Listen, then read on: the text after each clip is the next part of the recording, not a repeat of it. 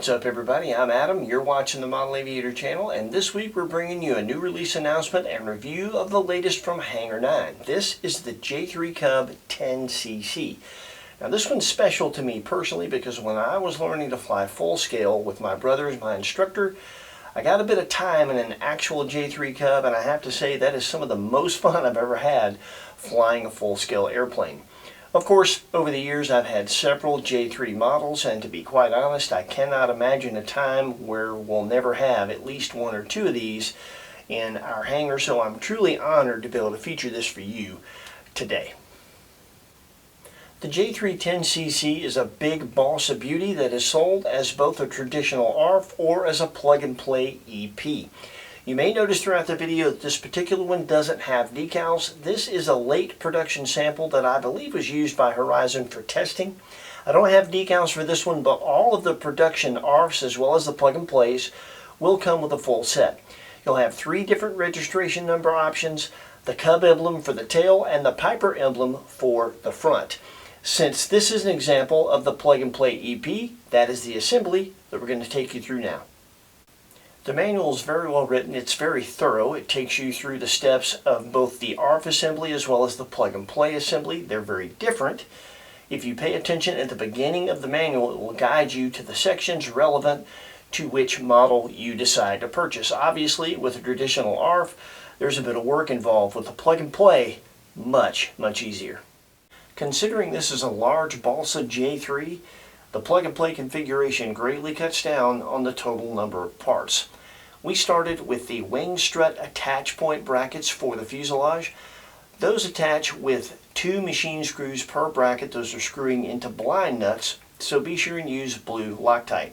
Next we move to our main gear assembly. You attach that using 4 plastic straps with 2 self-tapping screws for each strap. Those holes are pre-drilled for you, and this is what the main gear assembly looks like installed. Next we'll install our tail section. The vertical has bolts coming out of the bottom of it. You want to remove the lock nuts and washers and swing the tail wheel bracket to the rear out of your way. You'll slide that down into slots and holes in the top of the horizontal to make one assembly. And you can see here at the back of the fuse where there are holes prepared for those bolts. You slide the whole assembly down into place. As you do, you want to be sure and swing that tail wheel bracket around so that the rear bolt goes through the tail wheel bracket as well. Then you'll use your lock nuts and washers to tighten all that down. That will leave you with a slot in the center of the tail wheel bracket. You want to slide the lower wire bracket through that hole and then tighten it down with 1 self-tapping screw through the center hole in the tail wheel bracket. Next we installed our tail wire bracing. We put one of the bent tabs through a bolt and attached a clevis through it. That's on top of the horizontal. On the bottom we did the same thing, and we tightened it down with a lock nut so you get something like this on top and bottom of the horizontal. You want to do that on both sides. Then on the rudder you want to basically do the same thing, except this time you're only going to install the bent tabs themselves. Next we screwed the 4 wire tabs into the 4 clevises. You want to screw those in about halfway so half the threads are still showing. This leaves you adjustment for later.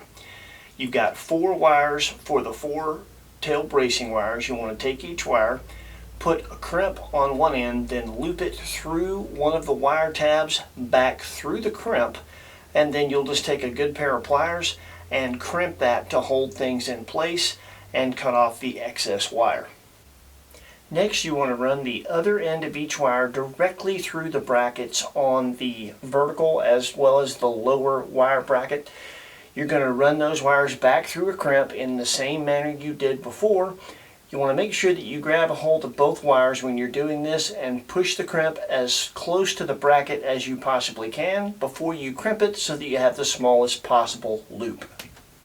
One thing to keep in mind when you're completing the installation of your tail bracing wires and you're running that last loop through the brackets on top of the vertical and underneath the fuse, you don't have to be too terribly anal about getting that really tight when you make that last crimp. You just want to get it close. Remember, you have adjustment on the other end here at the clevis. You can take that clevis off that bracket and rotate it in or out on that threaded rigging coupler to make adjustments and then put it back on the bracket to get it tight. When it's all said and done, you want to be able to walk behind the airplane, take a look at the tail directly from behind, and everything should still be perfectly square.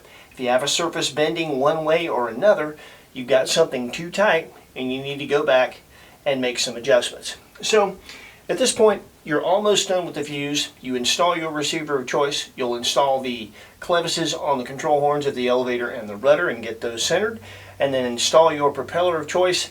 The airplane comes with two. You have a 14-7 for 6-cell and a 15-10 for 4-cell use. Once you get the fuse done, the only thing left is installing the wings. That's very simple, and what that amounts to is essentially field assembly. So we're going to take you to the field and show you that now. Okay, so we're going to go over the field assembly. Pretty simple. You pull your main battery hatch, and as you can see here, there is a place to store your wing tube inside the airplane, which is really convenient. So we're going to pull that out. We'll put the wing tube in place, and then I'm going to reach under here, and this top hatch, there's a little latch that is spring loaded, so I can take that top latch off. So the next thing is our jury struts actually have a really nice foam rubber that covers those up, and of course they're hinged. You want to stick those right in the hole like so. Then we just take our wing and we'll slide that into place. I've got one aileron wire that I got to worry about. There's one anti-rotation pin here. I keep all of the hardware for the airplane in a servo box with a little Velcro in the battery hatch. That way I've always got everything that I need. Each wing takes a single nylon wing bolt, and we'll just put that on. Okay, now we've got that nice and tight. Plug my aileron wire in, and then I like to just tuck it back in there so it's out of sight, out of mind. Each main strut attaches with 2 pins and 2 clips, and they just go in place here.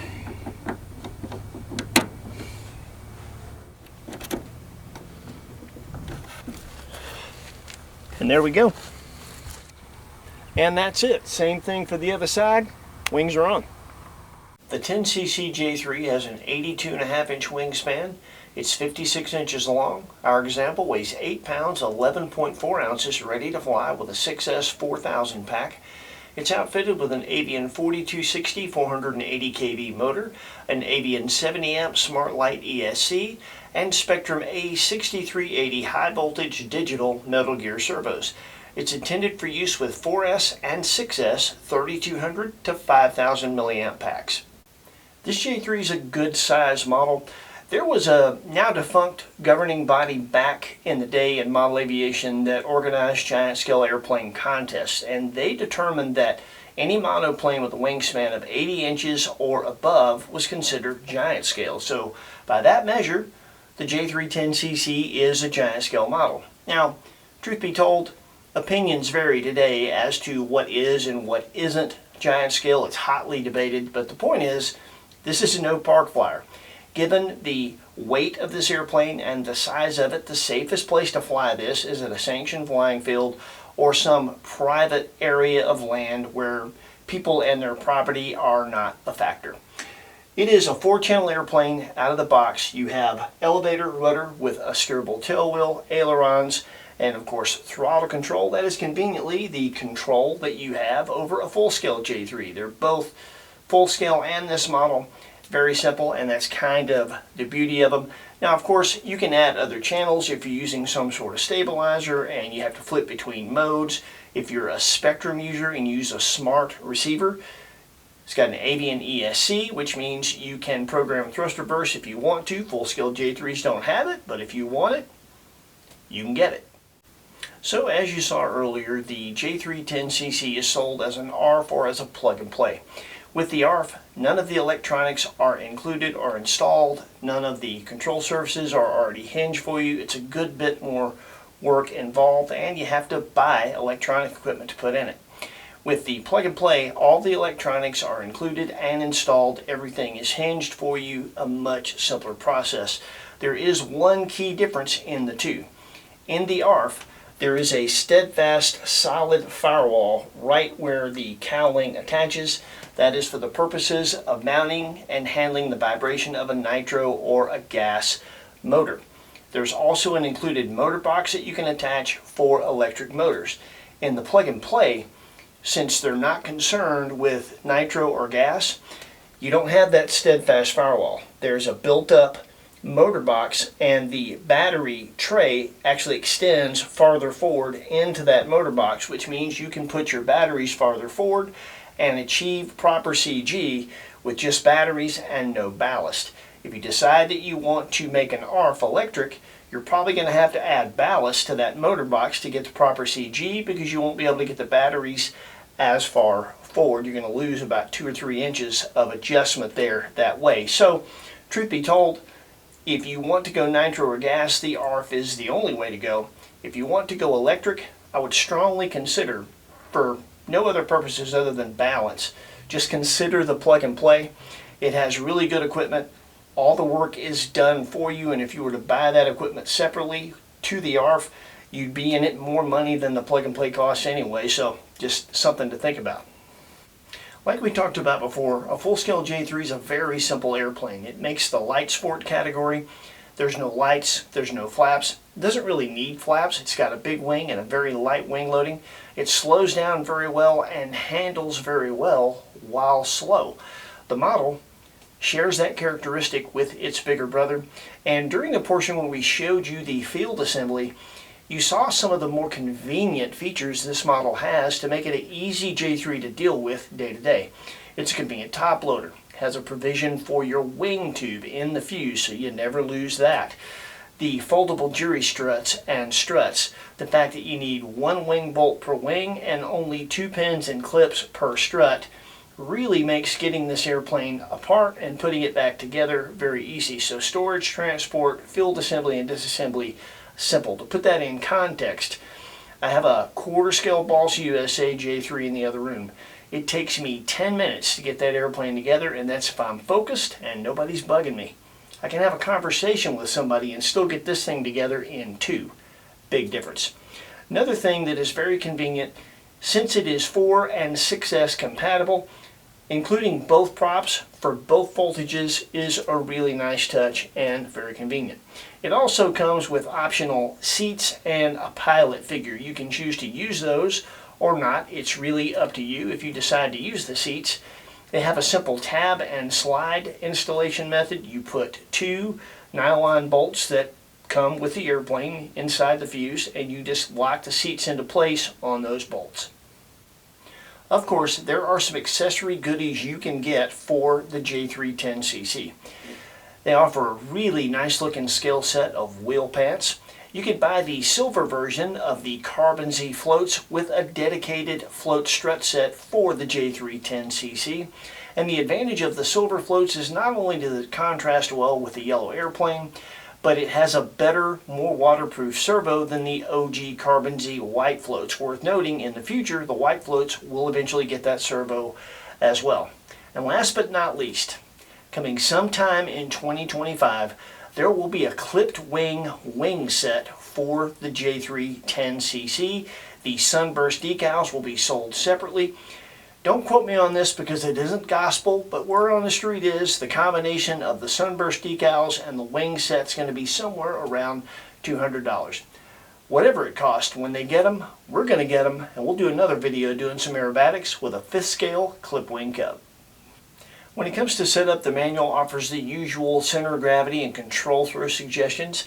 A big part of the setup on this one is going to be what receiver you decide to use based on what protocol you're using.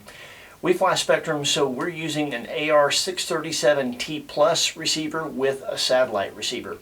That AR637T Plus is an AS3X Plus receiver. We have optional safe select should we decide that we want to use that, maybe let somebody else fly the airplane. And it gives us the full gamut of smart telemetry. Now, one thing you need to keep in mind when you're installing whatever receiver you install is if you're going to use the seats, you need to account for the fact that that receiver is going to be in between the front and rear seat. I don't plan on using those seats, but I personally installed my receiver, so if I change my mind on that, I can. So it's just something to think about. Our full setup page is going to be next. That's all our control throw, weights, balance, AS3X Plus settings, so you can pause that, check out our setup. After that, we're going directly to the flying. We flew it on 4S and 6S. Check that out. We'll meet you back here. We'll give you our final thoughts.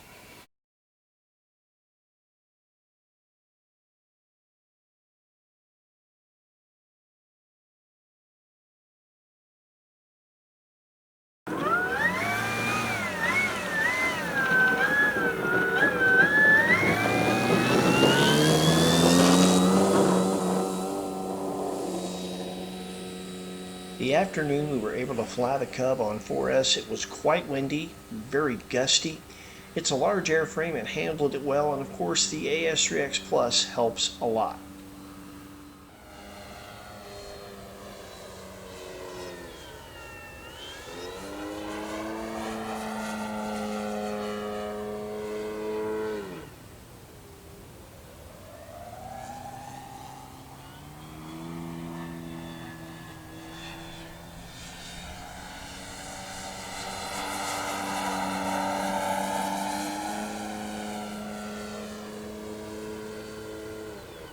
On 4S it has pretty much scale power. Not going to set your world on fire, but it is more than enough to do scale J3 aerobatics. One thing to note, on this day I forgot the larger clips for the pins on the struts that the airplane comes with. I used some smaller ones that I had with me, and they vibrate.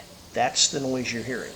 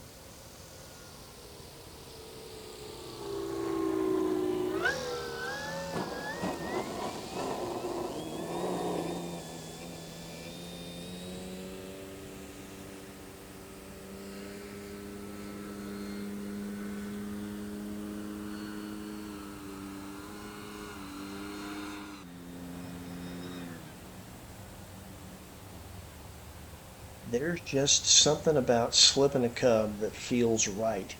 I do it so often, I'm not sure I can land one without slipping it.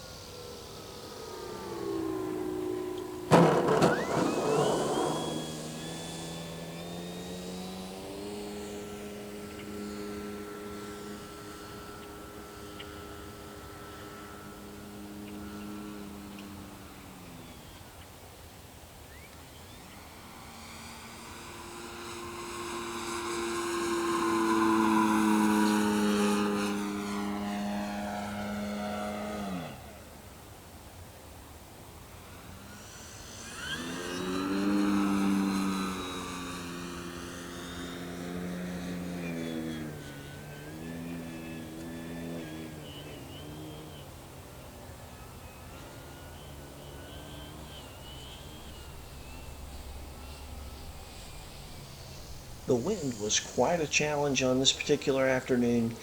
We just wanted to show you some 4S footage so you could get a feel for the scale power it makes on 4cell and see how the airframe handles wind with AS3X Plus and the lightest pack we used. Next, we're going to move on to 6cell and show you a full flight.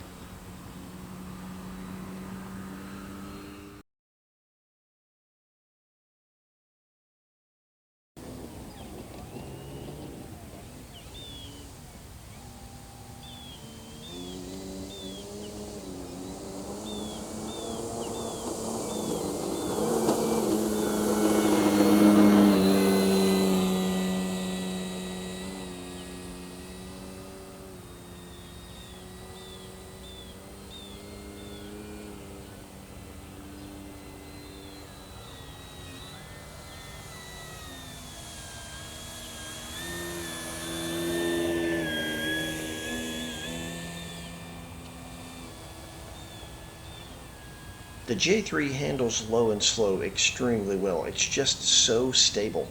And interestingly enough, it inspires confidence while slow with every pack we used, regardless of what that pack weighed.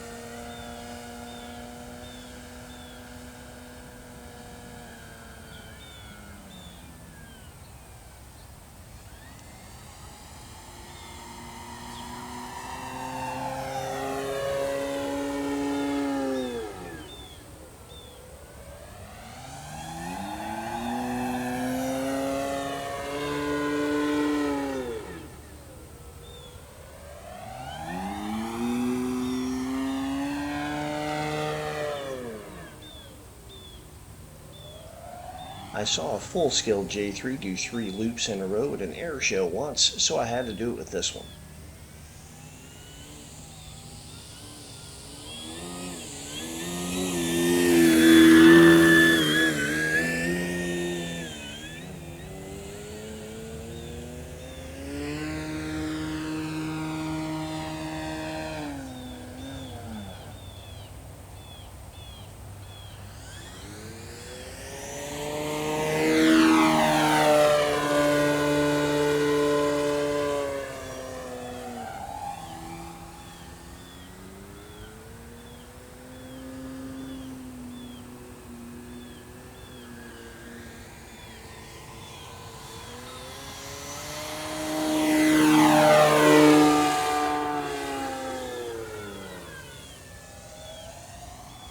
On 6L, the J3 has way more than scale power.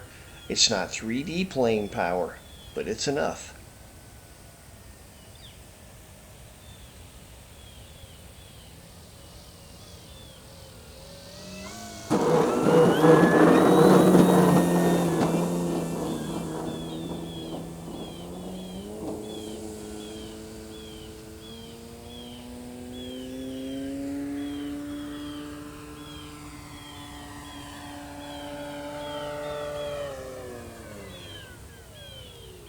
And here's a stall with the 6L4000, and as you can see, when you get it to an absolute stall, it will drop a wing, but it immediately recovers.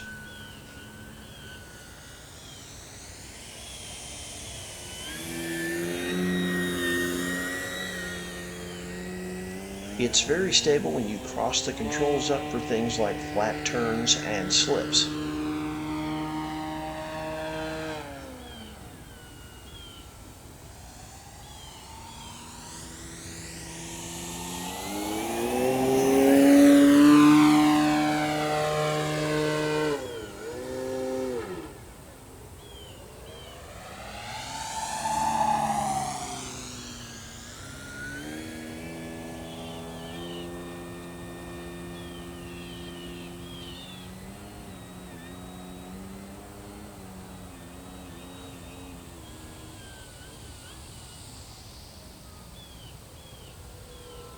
This one is definitely a floater.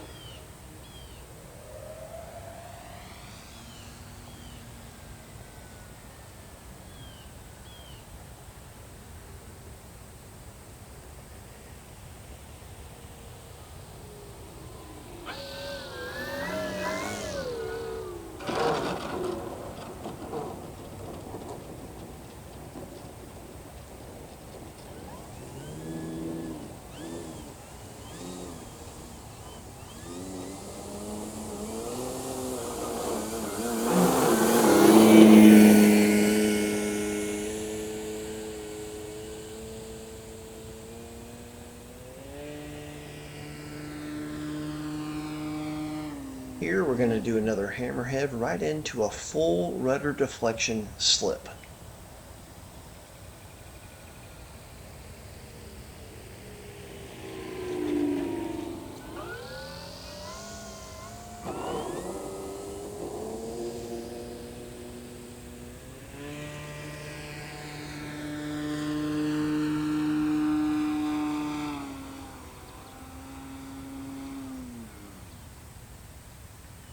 Heidi and I were posted up on one end of this runway, and I was having a hard time hitting it. It floats so much coming left or right.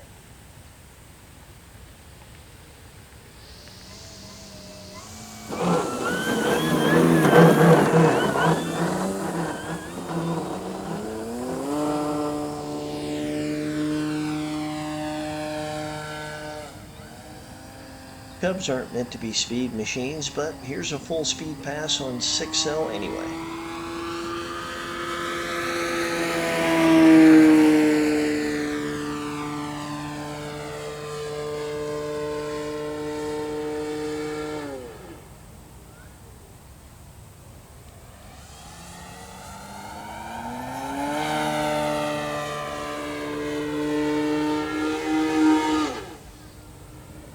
The 10cc J3 is smooth and graceful pretty much regardless of what you're doing with it, but it is capable of doing more than a full-scale J3 could ever do if you want to push it.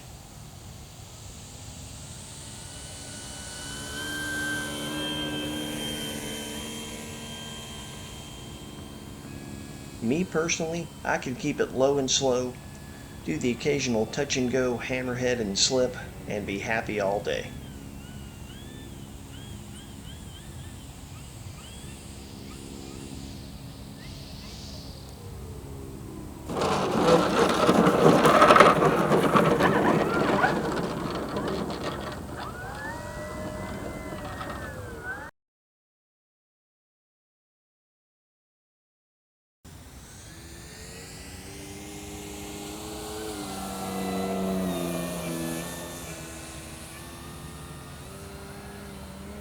On this particular flight we had a little bit more wind, and this is the 5000 6L, and as you can see it still slows down really well and handles low and slow just fine even with a heavier pack, and it's still a floater.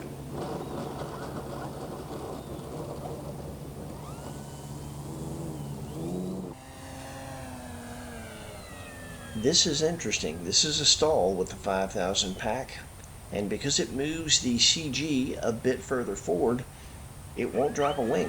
Very benign nose drop, and that's it.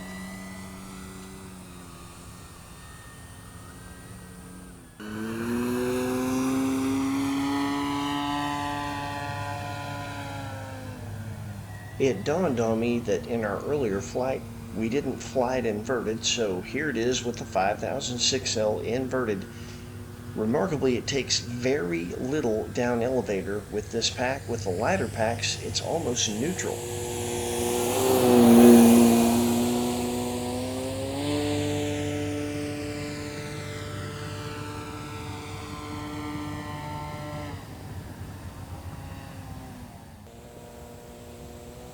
We know somebody's going to ask, so yes, it will knife edge all day long.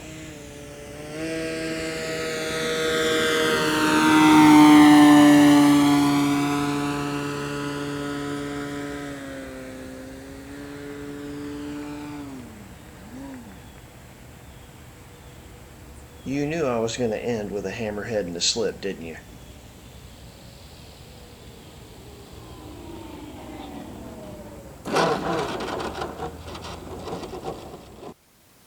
We've really enjoyed our experience with the J3 10cc. You heard a lot of my flying impressions during the actual flying. Bottom line there is it's big, it's balsa.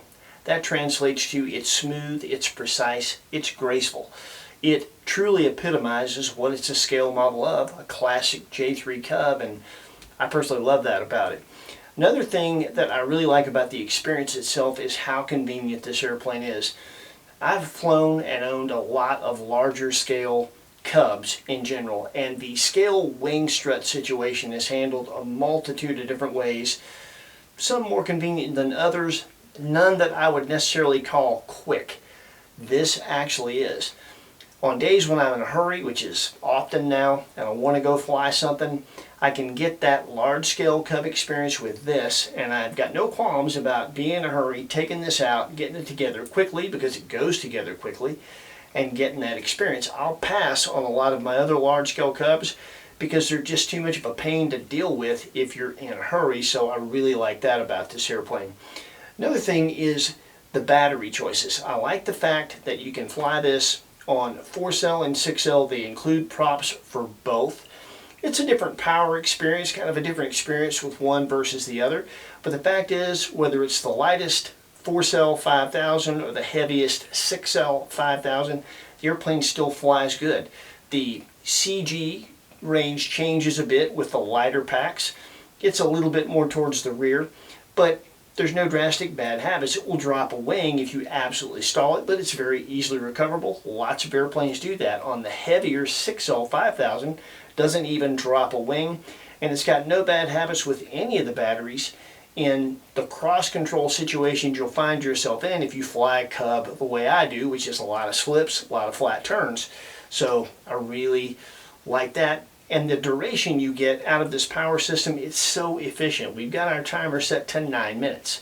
We get that with a 5000 4-cell and a 4000 6-cell. With a 5000 6-cell, we've gotten as high as 12 minutes. That's gasser airplane flight time, and you don't see that out of electrics very often at all, so that's very impressive. When it comes to the skill level, Horizon says this is a skill level 2 airplane. I completely agree. If you have mastered a trainer, you can absolutely fly this Cub. It is that easy to fly. It will, however, make you progress and teach you some things. It will look better in the air if you learn how to coordinate turns. You'll learn how to use that rudder. You're going to have to learn how to use that rudder to really master this on the ground. And once you master it, there's not a tail dragger out there you won't be able to handle. So you can start with this J3 as a skill level 2 pilot, but by the time you finish with it, your skill is going to be way higher than that, so that is a good thing. It can help you grow as a pilot. When it comes to the price point, I think the price point of the ARF and the plug and play are very fair. If you know, you know. A lot of people that have only flown foam don't understand the pricing of balsa airplanes, but ask anyone that has experience with balsa kits, balsa ARFs. $399 for an ARF this size, a very good price. $650 for a plug and play this size, especially something scale like this that looks as good and flies as good as this. That is a really smoking deal. So if it's one of those things that you decide you want to add to your hangar, no matter how you want to power it, there's going to be something for everybody. Now, one thing that I will suggest, seeing as how the gear is not scale articulating, and those scale Cub tires, while they look good, they're a bit hard. They work fine, but that can be less advantageous if you're on a rough runway. It tends to bounce a good bit then. You can use Dubro big wheels, the 4-inch big wheels. They are just a little bit bigger than these. They're almost the perfect size for this J3. Horizon sells them. We'll put a link in the description for these as well. If you get those, that's going to make the airplane a little bit more forgiving on rough ground and give you some shock absorption, if you will, through the tires themselves. So that's just something to think about. You don't have to have them, but for some surfaces, they're going to be advantageous for you. So if you would like to add one of these to your hangar, either the ARF or the plug and play, we'll put links in the description where you can do just that. When you go through those links, it helps support our channel. It also lets Horizon know that you like what we're doing. So anytime you go through those links, it won't cost you more. We appreciate it. Thank you very much. That is it for us. Take care of yourselves. Happy flying. We'll see you next week with something cool with wings.